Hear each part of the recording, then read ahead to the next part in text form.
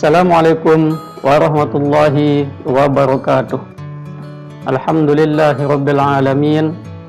Wassalatu wassalamu ala asrafil anbiya'i wal mursalin Sayyidina wa maulana Muhammadin wa ala alihi wa ashabihi ajma'in. Amma ba'du. Selamat pagi anak-anakku semuanya. Alhamdulillah wa syukurillah. Marilah kita sama-sama panjatkan kehadirat Allah Subhanahu wa taala, karena tentu saja dengan limpahan rahmat, taufik dan hidayahnya lah sehingga kita bisa menjalani aktivitas kita seperti biasa. Pada pertemuan kita kali ini, kita akan membahas materi ilmu pengetahuan sosial terkait dengan faktor pendorong dan faktor penghambat mobilitas sosial. Anak-anakku semuanya, dalam setiap pembelajaran tentu ada kompetensi dasar yang harus dicapai. Adapun kompetensi dasar pada pertemuan kita kali ini adalah setelah kalian mengikuti pembelajaran, kalian diharapkan dapat memahami pengertian mobilitas sosial, faktor pendorong mobilitas sosial, dan faktor penghambat mobilitas sosial. Adapun indikator keberhasilan pada materi kita kali ini adalah: yang pertama, kalian dapat menjelaskan pengertian mobilitas sosial. Yang kedua, kalian diharapkan dapat mengetahui faktor-faktor pendorong mobilitas sosial. Dan yang ketiga, kalian diharapkan dapat mengetahui faktor-faktor penghambat mobilitas sosial. Anak-anakku yang berbahagia, pertama kita akan mengetahui terlebih dahulu apa pengertian daripada mobilitas sosial. Mobilitas sosial adalah suatu bentuk perubahan kedudukan seseorang atau kelompok dari lapisan satu ke lapisan yang lain. Intinya adalah suatu perubahan kedudukan baik individu maupun kelompok dari satu lapisan ke lapisan yang lainnya. Itu adalah pengertian daripada mobilitas sosial. Selanjutnya kita akan berbicara tentang faktor pendorong mobilitas sosial. Apa saja faktor pendorong dari mobilitas sosial ini? Yang pertama adalah masalah kependudukan atau yang disebut dengan demografi. Mengapa masalah kependudukan ini merupakan faktor pendorong dari mobilitas sosial? Karena semakin padat jumlah penduduk, maka semakin berkurangnya lahan pekerjaan dan pemukiman. Sehingga hal inilah yang mengakibatkan seseorang berpindah dari satu tempat ke tempat yang lain. Untuk apa? Tentu saja untuk mencari pekerjaan dan pemukiman atau tempat tinggal. Adapun faktor pendorong mobilitas sosial yang kedua ialah status sosial. Status sosial ini berkaitan dengan status sosial yang sama yang dimiliki oleh orang tuanya. Ia tidak akan pernah berpikir bahwa orang tuanya baik dia miskin ataupun kaya, karena tentu saja ia tidak dapat menolak kedudukan orang tuanya tersebut. Jika ia tidak puas dengan kedudukan yang sama dengan orang tuanya, inilah yang menyebabkan faktor pendorong mobilitas sosial itu. Ia akan berusaha untuk menduduki kedudukan yang lebih tinggi dari sebelumnya dengan menggunakan kemampuannya atau skill yang dimilikinya.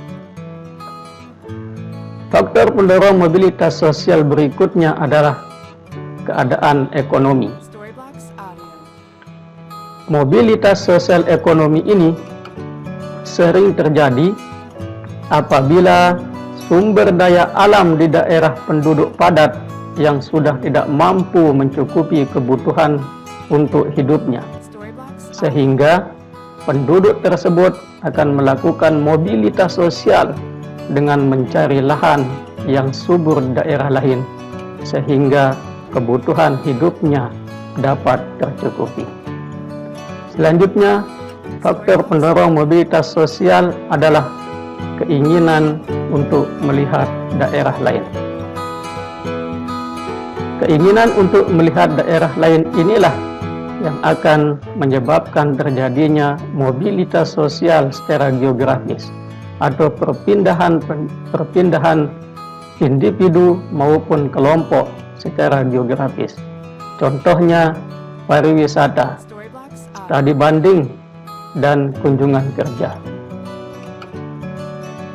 Anak-anakku yang berbahagia, faktor pendorong mobilitas sosial yang terakhir adalah situasi politik.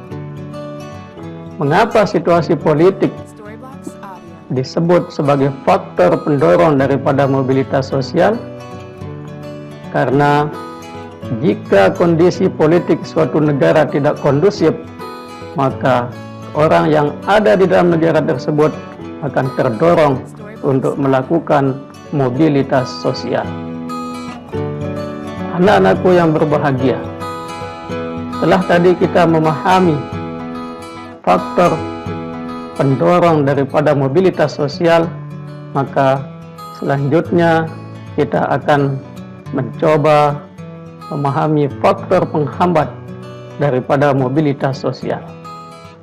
Adapun faktor penghambat mobilitas sosial adalah yang pertama, diskriminasi kelas.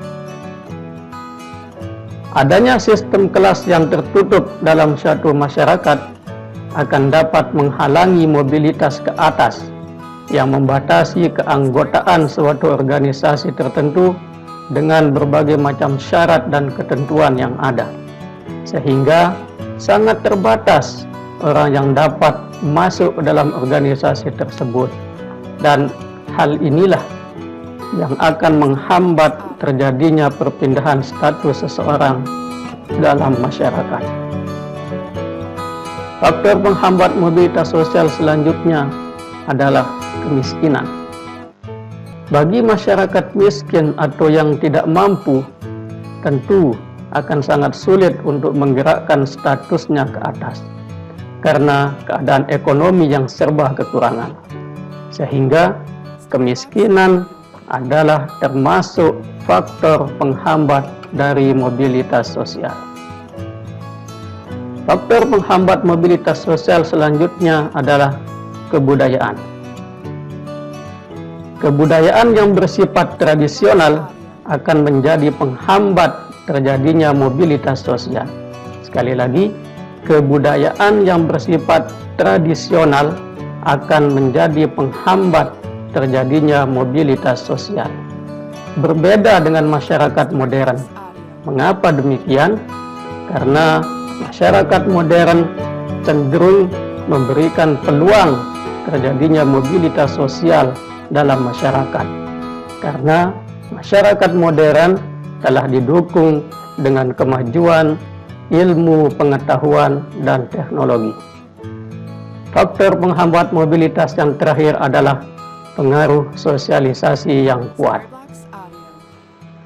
Sosialisasi yang sangat kuat dalam masyarakat akan menghambat proses mobilitas sosial dalam masyarakat tersebut, terutama yang berkaitan dengan nilai-nilai dan adat yang berlaku dalam masyarakat tersebut. Demikianlah materi kita pada pertemuan kita kali ini. Semoga bermanfaat. Terima kasih. Wabillahi taufiq wal hidayah. Assalamualaikum warahmatullahi wabarakatuh.